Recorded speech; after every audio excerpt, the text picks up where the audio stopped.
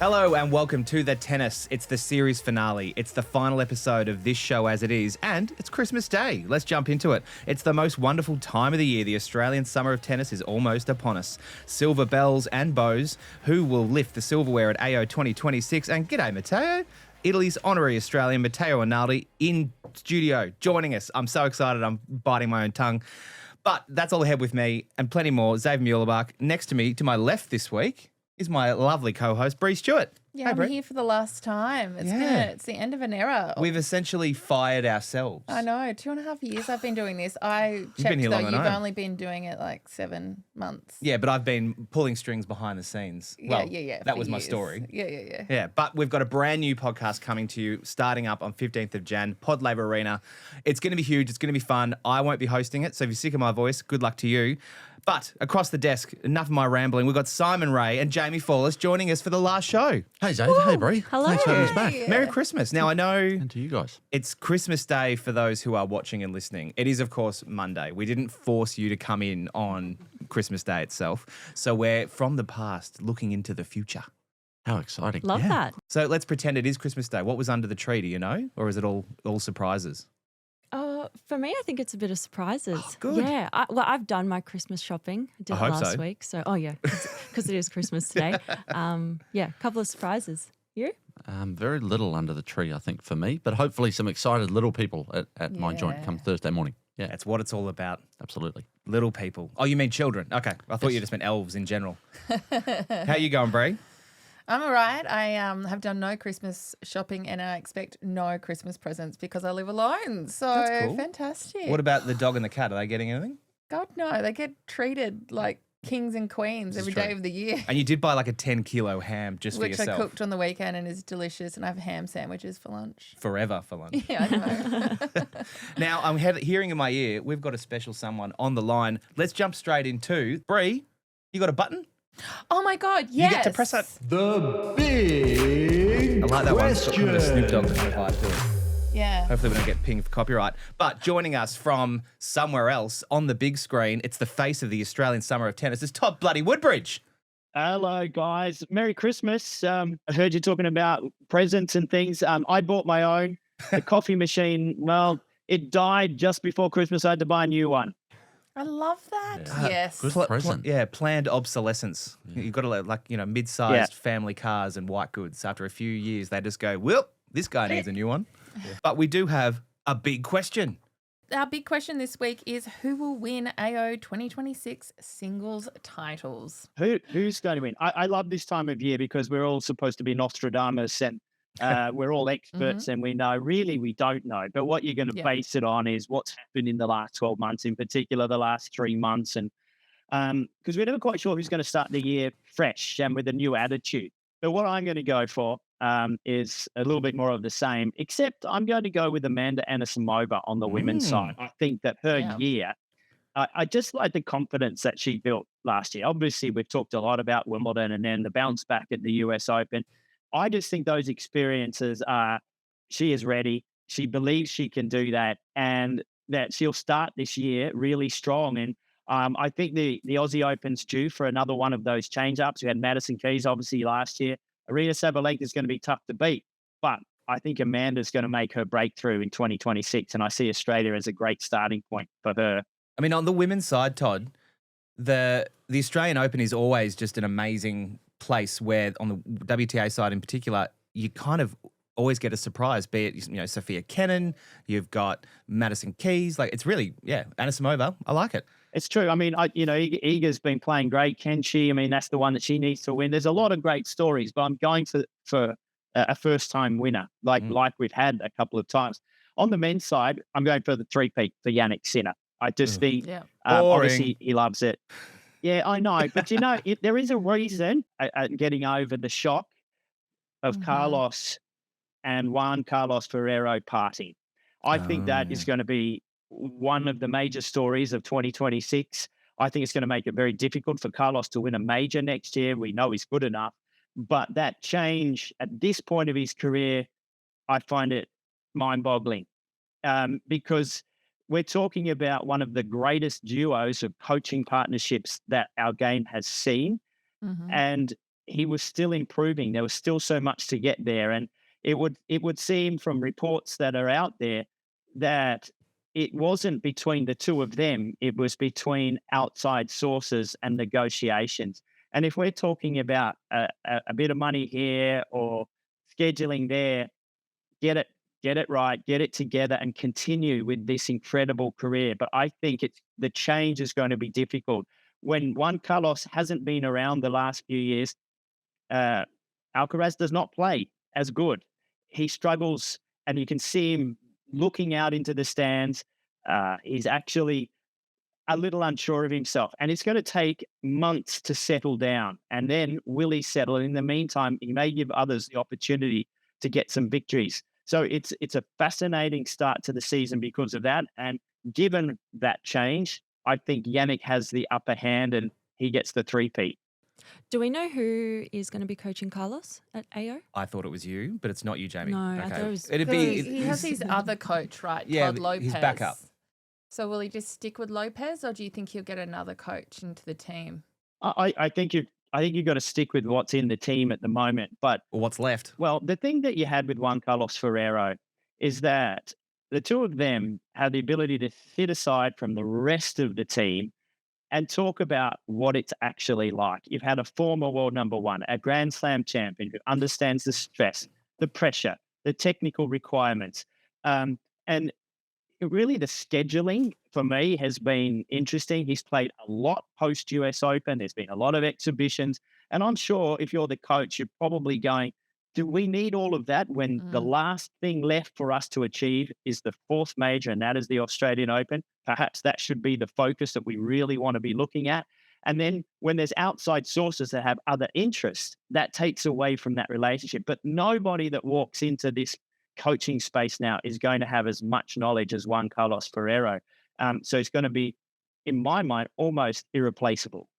All right, Jaimee, what about you? Answer of the big question. Who is going to win our men's and women's singles event? Well, I'm going to be a bit boring and go Sinner as well on the men's side. If it ain't broke. Don't know who fix it. Yeah, exactly. And then on the women's, I'm going to go Iga. Oh, good one. Yeah, I just think coming off last year in her form, and now her team is quite solid as well. I think having that continuity going into the summer is really important. And yeah, she's going to be my one to watch.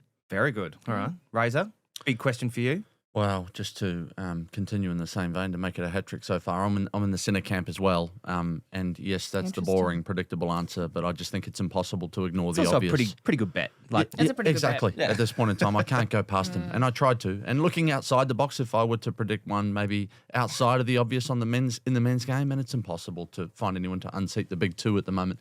I like Jack Draper on the hard courts, and it depends on health. It depends on that arm injury that ended his 2025 campaign, and we haven't seen him since the US Open, but I do think his game is best suited to the hard courts rather than the clay or the grass. So that's my smoky, if you like, or one that I'm keeping an eye on. I thought he played so well last year at times on the hard court. So I think if he finds his best tennis, he could be right there. And I like Raducanu in the women's. I think we saw her across the second half of 2025 produce some of her best stuff. So I'll be in camp Raducanu. And she took out the WTA finals this year, didn't she? She did. Yeah. So I almost think the big question is for us on the men's side, who can unseat the other two? And I got asked that question the other day, and I'm still like, oh, there's a few that are close, but they've got to have a massive game like Jack Draper to be able to do that. And that's going to be, I think that one of the most fascinating things for 2026 on that men's side is who's willing and able. And Razor, you touched on it. It's actually the fitness that is the hardest part, because if you've got the dynamic game, you've got to be able to back it up so well. And that's going to be the hard part. What about you, Brie? No one will be shocked by this, but I have gone on the women's side, Mira Andreeva. You are her do like number one Mira. fan. I really I do have a like soft her. spot for Mira. President and CEO of the Mira Andreeva fan club over here. Yeah, if you need any help with promotion, Andreeva, I'm your gal because I love you. Just because I think it'd be really exciting to have someone so young and up and coming raise that trophy. So she would be my pick. Then on the men's side, because we talked about this last week, who could be, our big question last week, Todd, was who could be someone that could throw the other two men off their ledge in Alcaraz and Sinner. And I had gone with Djokovic last week, and I have gone with Djokovic again this week. Wow. Because I said I feel like he's got one more title in him at least. Yeah. I think that's a good call. And I think the Australian Open bold. is something he has a lot of history with. Yeah. And Well, the he- age gap of my well, yeah, choices are 20 years with Whoa. Andreeva and Djokovic. So you've basically got like another tennis player in between them. Yeah, like you'd have a I've gone with 20-year-old. the GOAT and I've gone with the Spring chicken. up-and-comer. Yeah. Well, that's pretty exciting. I mean, it would be an upset, but it would also be very plausible. I think if we had these two winners from a promotional PR point of view, it's really good headlines. Well, I cannot believe how far Brie has come in her journalistic. Thank you, Todd. As in losing Like- all integrity? No, No, do you remember my first not at episode? all. And I was like, oh. Yes. Yeah, Todd I was mean, there. you're actually hitting your straps, Brie, and I think that call is actually really good call. I mean, I'm a massive fan of Mira Andreeva as well. Would love to see. I think that would be brilliant for the women's game. And then how can you discount the man that was by far and away the third best player in majors last year? Yeah. Well, that's why I'm retiring. I'm retiring at a high from the podcast, Todd. Yeah. Talk Imagine about if going out on but a if this high. comes off, you're going to have to go back into the pod. I've been telling you, you unceremoniously fired me. I think I let everyone know, including you, just in a Teams message. You did. Brie can change chairs now. She just comes in as expert guest. Yeah. Yeah, that's right. You're the new Ready. Razor. Oh, God, no. No, thank you. But what about you, Xave? Yeah, Given well- you've got zero knowledge and you've only been here a couple of months. Yeah, so this on the is pod. my approach to most things tennis is just the dartboard. Just like, I know. who is it? But I'm going to pretend to have some knowledge. Eager, she's 2026. This is her AO to take home. Very exciting stuff. And then a little bit of patriotism, but on the men's side, it's the Demon, Alex de Minaur. We would all love Damon. It's going to be great. Todd, come on. What do you think about Demon? Just looking at Watch your Razor's back. look at you. That was all. And the stats man just looked at you and went, really? Girl, poker face over there. I don't let facts get in the way of a good prediction. No. So let's just, there could be anything. There could be food poisoning in the player group. There could just be, I don't know, flight delays. Well, we Anything know could if there happen. is food poisoning, we know to blame. Yeah. It'll be you. Just me sprinkling some stuff at the buffet. He's not as far off as we're making out there. In all jokes aside, but I think it would take something remarkable, given the one-sided nature of what we've seen in that matchup, particularly with Sinner. It would take, but anything's possible. And Teddy touched on it earlier. When you think back to the 2025 campaign and reflect on the Sinner and Runa match out there on Pod Laver Arena, and the champ looked down for the count. He looked in all sorts, and he was somehow able to extricate himself out of that moment. And we still don't know what that was. The rumor on the street was some sort of gastro or something. So a fortnight of best of 5 set matches, it's a long time to be able to get through unscathed. And chances are you're going to have particularly one match, even the dominant champion that he is, particularly one match that really does challenge you. So it's a matter of who can get themselves to the semifinals or quarterfinals and be in position to take advantage of the opening if and when it arrives. I absolutely agree. And I think if there is a player that does the 1%, the 1% is better than any other player, that's Alex de Minaur. He's the one that will be there if that door opens with that opportunity. And so he's coming off his best year ever. And so he is like a Jack Draper in a sense, doesn't have a bigger game, but he has the boxes ticked. And at some point in the next, year or two, those guys can't get to every final and something will happen. And you have to have done the work and be ready. And he's one of those guys. I don't think it's the silliest prediction, Xave. I do think that might be on the horizon probably later in the year, though, maybe for Demon. No, it's happening. I think that's the old heart over head, that one. Absolutely. I never put logic into my decision making. What about you at home? Let us know in the comments which players you think will win AO26. And why do you think it will be Demon? Absolutely. And I also want to call out, we've been doing an editorial feature series on AussieOpen.com, which is called Why X Will Win the Australian Open. Oh, these are your clickbaity rage bait We ones. call it Sorry. Rage Bait. Rage bait. And we've done a series that talks about Ben Shelton, Felix, Coco, Raducanu.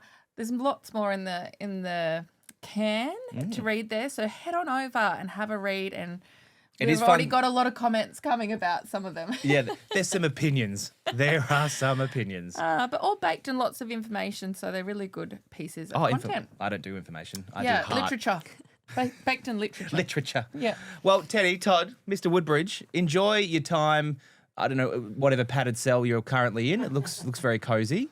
But thank you for joining us. I will. Thank you. Not just on our last episode of the tennis, but also you've been pretty consistent, you know, Yes. fitting us in around your tipping points and your other travels and your coverage of sports and Olympics. And so, yeah, thank you for being a huge part of The Tennis, the podcast, as well as The Tennis, the sport.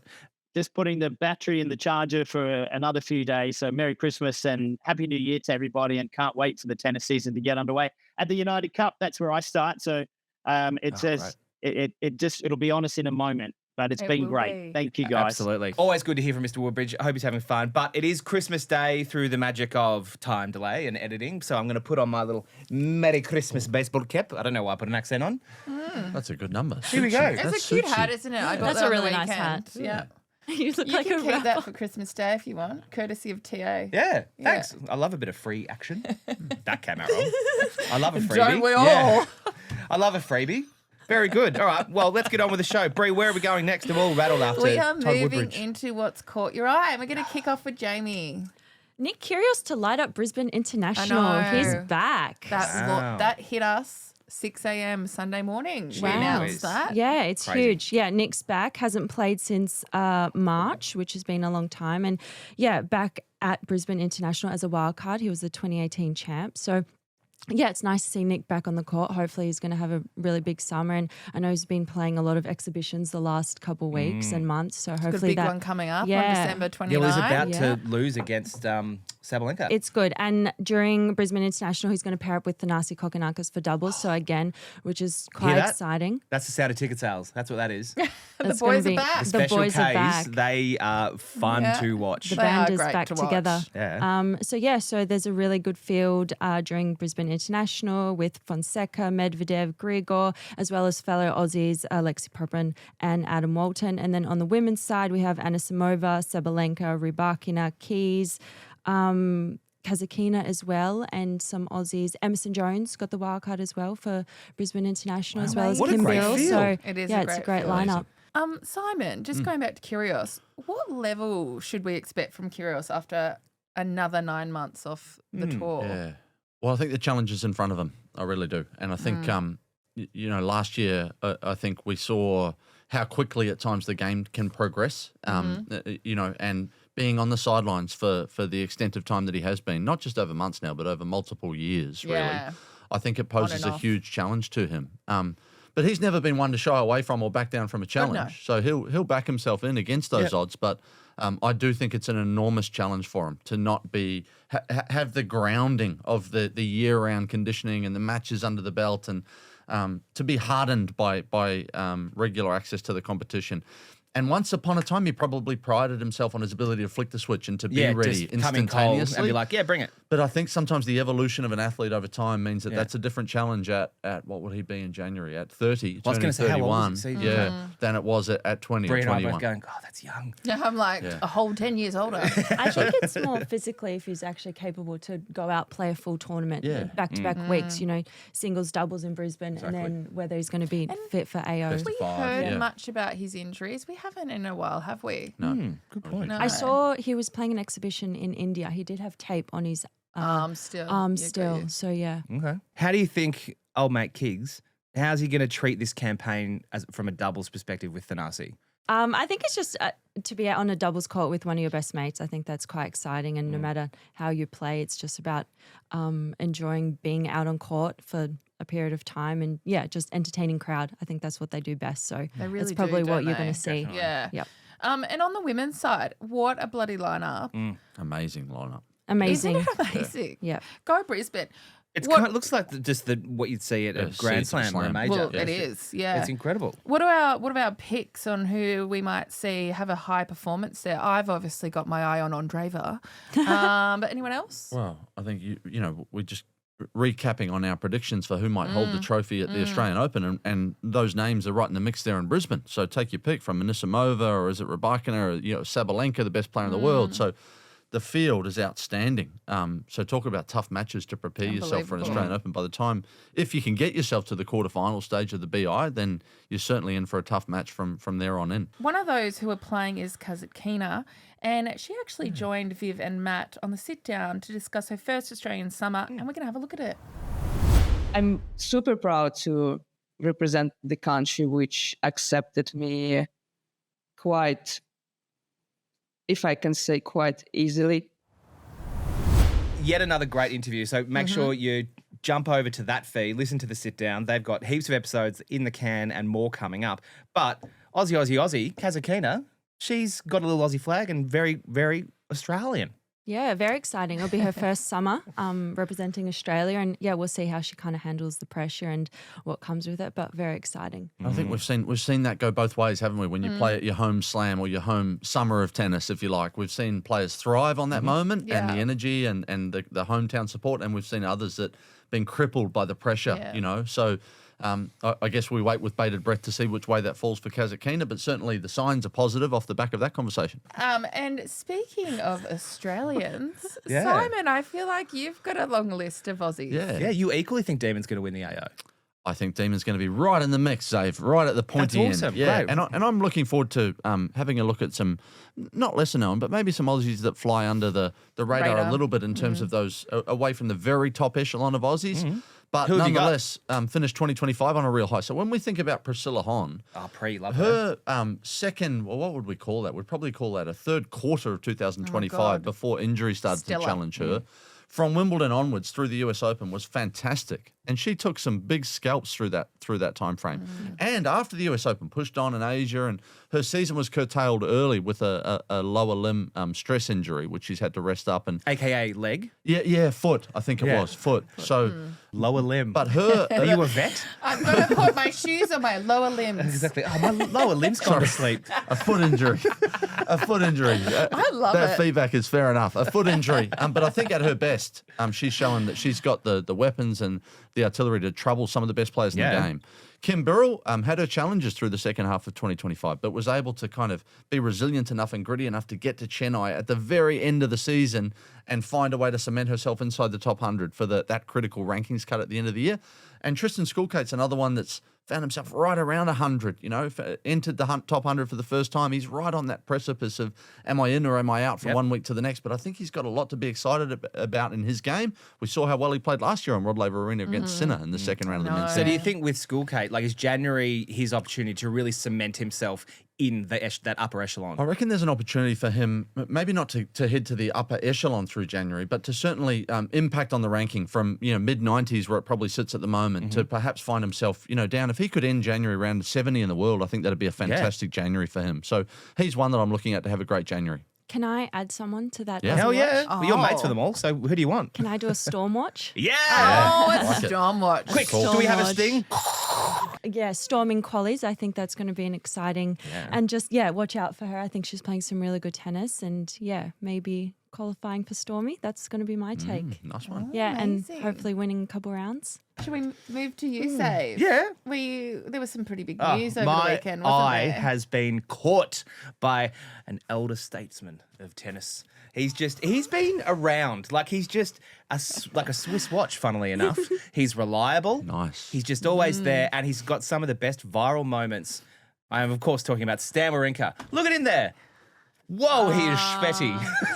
He's spetty. But look at him. He actually, Look how cute he was as a It was kid. it was a cutie patootie as a kid, and now he's just like, I love tennis, but he's hanging up his hat. At the end of the 2026 season. Yeah, so this is going to be his last year pummeling balls on courts. Here's some fun little factoids. There's a great moment if you go back on the Australian Open YouTube channel. He's playing on MCA, and someone in the crowd, typical Australian fashion, goes, "Woo, we love you, Roger." And Stan just goes, yeah, he's not playing here. He's in Pod Laver.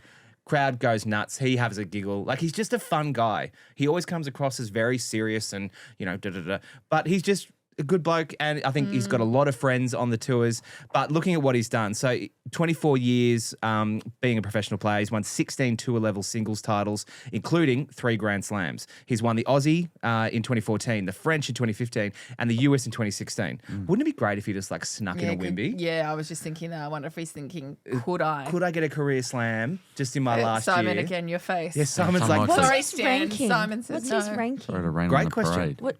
150. So he's outside the hundreds now. Like he's not in his prime. But Sorry. I need a wild card to play So the you- AO, right? Yeah. Yeah. So he's currently ranked 157. So he's still the 157th best tennis player in the world Yeah. on the men's side. But there's 156 others who can probably give him a run for his money. Simon, what's your favourite Stan memory? Well, I think probably reflecting on some of what you've touched on there, I think his is one career maybe, we get caught up in reflecting on the big 3, maybe the big 4 if we include Andy. Yep.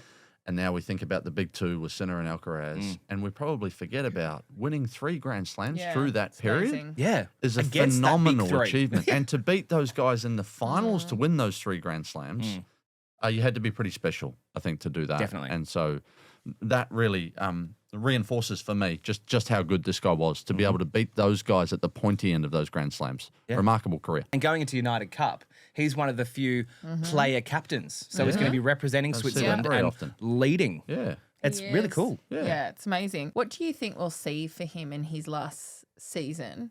And then what do you think he'll do after? Well, I think we'll see, the adulation that the sport does really well when they farewell their departing champions. And I think particularly in Australia, we'll take the opportunity to thank him for his incredible service to the game. Yep. In terms of what comes next, I wonder whether, being the captain on the United Cup team bench does give us a bit of an indication of what might come next. Coaching. Into the coaching world, maybe. I guess But the he'll unknown. like Davis Cup, United Yeah. And Cup. I know someone who's looking for a coach. yeah. Carlos, Yeah. maybe. Yeah. Well, I guess the That's a good unknown point. and all of that is whether you want to continue to subject yourself to that lifestyle of Yeah. 35 On the and 40 road, weeks a in the year public on the eye. road, flights and Yeah. hotels or you are looking to have some breathing space. I mean, look at him. to He's change. knackered. Just have a breath. Yeah. Just sit down, Just take So a that's break. the unknown. have a cocktail, Yeah. watch the tennis from Well, your look telly. at Nadal. Nadal said he's still just trying to recover and rest, right? Yeah. So And he's in a takes it out of sling. you. Yeah. Yeah, he is. He did have an operation, didn't Yeah. he? Yeah. Well, yeah, that's my eye catcher. What about you, Brie? It's United Cup. Oh, the other. When I first started, United Cup was just launching, so it means a lot to me as a tournament. You I are just- the United Cup. I'm not. There's a whole heap of us who really believe in this tournament. It is so fun to watch. It's so fun to work at. The players have so much fun because they're in a team environment. And I am really, really excited to be going there again and to watch it on TV because even when I have to leave, I come home and I work at night watching tennis, as you do. Yeah. I'm going to call out some must-watch So musty watch. matchups. What's musty watch? Must-watch matchups. Right. Bit of a tongue tire there. So I'm going to go for Group A Perth. Taylor Fritz versus Muna. Nice. Yep. Yep. Then I'm also looking at Group C Perth. Must watch Paolini versus Bencic. Oh, yes, that'll be good. Going with another Perth. Raducanu versus Osaka. Well, I that's think kind of Group E is incredible. yeah, that's a great. That is What a match. matchup. I I'm agree. sorry, but some of the players playing this year in the Yep. United Cup are absolutely stellar. And you can tell in the social content that you and your team create and put out there, kind of to promote, they genuinely love it. They're excited to be in Oh my this God. team, Yeah. mixed gender team event, actually two love it. cities. It's cool. They're in such high spirits, players during it. We're moving to Sydney. Must watch Felix Zizou Bergs. We saw Zizou Bergs at Davis Cup this year when they beat us, beat Australia. But he is great to watch. Yeah. Brilliant, nice, gorgeous young kid. Sydney, Alex de Minaur. Oh, future AO champion Alex de Minaur. Yeah, and Right. Casper Ruud. Oh. Heartthrob, Casper Ruud. Okay. Now, if I had to guess, because you just said you're probably going to Sydney, right?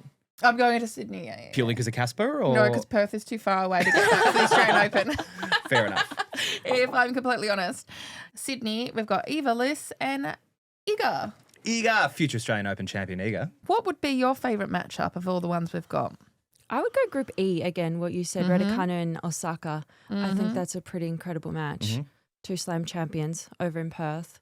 And Yep. I'm going to stick with Group E, and I'm Tsitsipas. Like he was kind of And Draper. everywhere for a time. Yeah. But then sort of things are kind of cooled. I reckon we might be seeing a little bit of a Greek resurgence. You think resurgence? Yeah, I like Group E, and I think Group D. I think Australia finds themselves, particularly from a men's perspective, in a stacked group. There, have a look at the rankings of Mensik and Ruud. Yeah, there's a lot of small numbers. And de Minaur. 3 top 20 players in that group in Sydney. So. And Maya's going to have a tough task on her hand up against Krejcikova from Czechia in that group. So that's where my eyes are drawn as well. Yeah, and who do we think will lift the trophy this year? So the last 2 years it's been USA, hasn't it? And Poland has been runner-up. Oh, both times. So that'll be interesting. They're coming for it this year, I believe. I honestly think we might see some excitement from Great Britain. Ooh. I'm going to go Team Italy. Viva well, Italia. it has been Italy's year, hasn't it? Yeah. I think Australia can find themselves right at the pointy end. Even with Demon. Yeah, I do. I would love that. I think Maya's right up to this. And I think Demon's going to hit the ground running. I reckon Australia find themselves definitely in the semi-finals and potentially advancing beyond that. Wouldn't it be great if we got like a redo of the Ashes and we got to pummel them again? That would be great. Australia That'd be versus so Great good. Britain and just really drive it home. Rub a bit of salt in the wound there, Xave. Yeah. 6-0. Yeah, that'll do. Love that. So for you listening at home, watch tennis over summer. Purchase your tickets. We've got United Cup, Adelaide, Brisbane, Hobart, Can I just Canberra, and then the Australian Open. Very exciting, but I'm just trying to picture the person who's watching or listening to this podcast and has no interest in watching the tennis during summer. That would be an odd human. Or buy your tickets and ignore Xave. Oh, but we are going to take a break Cha-ching. because up ahead we are swapping out our amazing Dada King for the last time on the tennis podcast with a professional tennis player. With Matteo somebody better. Arnaldi from Italy. Merry Christmas, everyone. Thanks for having me on. It's been a great year. Thank you very much for Thank having you, Fraser. the time Been for awesome. us. Merry Christmas I to always everyone. have fun when you're on. Thank you. Thanks, Fraser. Welcome back to the tennis. Now, Razor, you look very... Wait a minute. We've been hot swapped out. We have, of course, Matteo Arnaldi joining us here once again. First time with me, but you were here Yes. last time Matteo was on the show. This time last year, we sat down and spoke to Matteo. I went to call you Arnaldi. So tennis on me. Yeah, we're We not sat down commentating. and spoke to Matteo. What has been going on in the past year? Yeah, it's been a tough year, actually. It's been a lot of injuries throughout the year. But, I'm happy to be back here. It's summer. Been training. I've been recovering. Hopefully, going to be ready for Australian Open. That's the goal. So, Matteo, when did you wheels down? When did you arrive in Australia? I arrived end of November. So I've been here Okay, been a almost little a while. month. Yeah. Been pretty much, I did my whole preseason here. I had a few weeks at home off where I was recovering and doing pretty much nothing. Nice. Just enjoying That sounds at good. home, yeah. And then I got here and I started to work. First few weeks I was doing pretty much just gym, couldn't go on court and everything. And now started to go back on court, started to play a little bit, move a little bit on court. I haven't played points yet, but hopefully I'm ready for Brisbane. That's the goal. Yeah. Hopefully, yeah. And will your girlfriend, or is it fiance now? Fiance. Oh, She congratulations. gets angry because I don't call her fiance. I'm not English, so I was like girlfriend or wife. That's it. There isn't in the There's two middle, modes. you know. Yeah. So what's up ahead? Is she going to come with you to Brisbane? When are you getting married? Can we get any? Are you trying to get an invitation? Well, I would like to go to Italy to a wedding. No, fair enough. So Mateo's will do. Yeah, I saw good. she tried some dresses on for the first time. Oh yeah. She posted on her Instagram, which is really cool. Don't look, though. I You're can't not look, allowed to so- look. I'm not allowed to look. Yeah, it's good. It happened after US Open in September. Was mid-September in Italy, just Oh, beautiful. close to my home. Were you so- nervous? A little bit, Okay. but not like crazy because it was kind of like. Because she was there going, ask me. No, just because I planned and then kind of had a change of plan because there was rainy day or whatever. So I was like nervous, but just with all the changes Just and excited. stuff, it was like, okay, let's just do it. And she said yes, I'm guessing, immediately. yeah. Yeah. That's good. I wouldn't be here if she said no. She's not an idiot. You'd say yes, wouldn't you? Yeah, totally. We all would. I feel like To Matteo. Yeah, exactly. I'd say Yeah. yes. Come on. And for our listeners who may not know, Mia, who is Matteo's fiance, is Australian. So that's why Matteo spends quite a bit of time in Melbourne. That's pretty cool. My second home almost. Yeah. Yeah. Our plan, what Australians like to do, we like to take people for ourselves. Yeah. So our plan is that you just become Australian. Yeah. Yeah. And then it's so like true. Australia's own Matteo Arnaldi. Yeah, exactly. Any day now. gotta learn the accent first. G'day, mate. It's pretty You'll be easy. right. Just don't talk properly. Yeah. We're a I don't know, melting for pot. Italian it's tough. Yeah. We have that strong accent, so it's tough. Yeah. For now, I keep that one. But Yeah. we've got great Italian culture and cuisine in Melbourne, so Yeah. you'll feel right at home, That's I for think. sure. Back to the tennis. Oh, yeah. Oh, sorry. We'll get off the Let's wedding. talk about Italian food and love. We can later. What are your goals for this year? Be better, to be honest. That's Me good too. one. Yeah. That's a good one. No, it's, That's a good goal. I'm going to borrow yeah. that. Yeah, Yeah. I think I need that one. We all do. We could all be a bit better. Any Yes, ranking it's, goals or? I mean, I want to come back where I was, to be honest. I lost a few points. Now I'm like 60. I was 30 last year. I've been like pretty much all year struggling with that because I started in Melbourne actually. When I played with Musetti the first round, I started to feel something in the foot, and then I was like, I mean, it's the start of the season. I don't want to stop now. So I tried to push through the US swing, and then clay season was better because, you know, you don't have that grip on the hard courts. It's not as hard on the body. And then I didn't twist. I kind of had an impingement in my left ankle in Queens, so I couldn't play. So that didn't help because I kind of put more pressure on the right foot. And then when I started again in Washington, it was pretty bad. And then US Open, 5 sets, I couldn't play. Like I played 2 sets and I was like dead completely. Yeah, exactly. And then Asia, I started with the painkillers and whatever, but at one point they weren't doing any effect. Like, you know, I was starting quite okay, and then after, I don't know, an hour, I would feel it again. So that I kind of understood that I reached the limit. I was like, okay, I think I Need a break. to stop. Yeah. I mean, I pushed through all year. I don't think it helped, but you know, they told me throughout the year that it wouldn't get too worse. You know, like it wouldn't get after the microfracture. It couldn't get much worse than that. So I was like, all right, let me try to save a little bit the year. You Yeah. know, I didn't want to stop all year. So Well, that could derail a lot of things. So being smart then, do you think potentially you're in a pretty good position going into the Australian summer of tennis? yeah, I mean, I think I could have stopped earlier. To be honest, I want because at one point after Asia, I was like 70 something. And I wanted to go inside top 60 because then you're like main draw in Brisbane, Adelaide, so I was more relaxed. And then I did Vienna, and I was lucky because I wasn't like playing very good, but I wasn't moving at all. But I played actually pretty good. I did the second round there, qualified second round, so I did the points. I was like, now I'm 60 or something.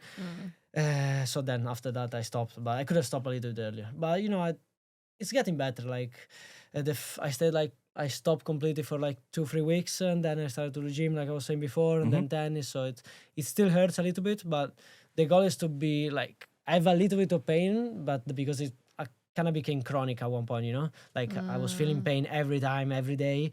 So they're saying that there isn't pretty much anything now, but my body is so used to the pain that I still feel pain. So the goal is Australian Open, feel a little bit of pain, and then after that should be better. That's the goal. We'll see. Hopefully. Yeah. Hopefully I don't play good. too long. If I play 5 hours per match, maybe it's a problem. Yeah, just keep it to 3 sets, you'll be fine. Exactly. Yeah. How important for you is it to start your 2026 season with a strong performance here in Australia? I mean, it's very important. After the year I had, for sure, I want to get back where I was. Like I was saying, I want to. I mean, I like to play here, so I never did too well in the Australian Open. I played pretty good in Brisbane and Adelaide, but actually Australian Open I did just second round. I played on centre with Alex de Minaur 2 years ago, but then just second round. So Maybe turn it over. I'm joking. Like, so Oh, I right. can't see. I'm just like, what, you want to plug Rolex? No. and so yeah, I want to do well. I want to get back where I was. So the goal is to go maybe second week. That's the goal. But like I said, I just first want to play without pain, so I can go back to play like I was, just to feel good on court and just think about playing tennis. Then Yeah. the rest is gonna come, I'm sure. Yeah. Now, I don't know if you know this, but this podcast, The Tennis, we're actually wrapping it up. This is our last episode ever. It's not all sad. It's sad for Brie and I because we've kind of fired ourselves. But we've got a new podcast. And Matteo will probably be on the new one. Exactly. So you can still exciting. be on the new Yeah. one. It's just no we choice. won't be on it. Yeah, you'll probably enjoy it more because they're better at better. But the professionals. our new versus podcast, us. Pod Laver Arena, starting just before the Australian Open. So I really am excited. But wanted to ask you something that we're going to use in that new podcast. So if you're listening now, you're getting a little bit of an exclusive. If you yourself could ask any other player a question, like a series of questions, a series of players, what would be a good question from you to ask of the player group? That's a good question. Thank you. No, I feel like if I look back on my year, I would like to ask, like, I know Rafa, that has been injured quite a little bit. What does he do, like, or how does he kill the time during that period, you know? Because for me, it was quite tough to, like, I was lucky it was at the end of the season or whatever, but after 2-3 weeks on doing pretty much nothing, I actually didn't know how to spend my time, you know? Like, first week it's good to stay with the family and whatever. After maybe some time off, it's okay, but after a little bit, I'm always on court, I'm always training, I'm always doing stuff. So I like to ask, like, just in general to players that are more injured than me, maybe, how do they kill their time, you know? Yeah. Just in Because it's that period. got to stay, like, Mentally, sane. it's like tough, I gotta say. Like I said, I didn't stay long without doing much, but just at one point I really didn't know what to do because I'm used to, like, wake up in the morning, go to the gym, play tennis, and do the same, and then And go to sleep. And then do it again. Exactly. And And again. then you are happy to have your day off, whatever, and then you restart. So, you know, you go on vacation or whatever, but after a little bit, I'm like, what do I do? You know? Well, it's Christmas season.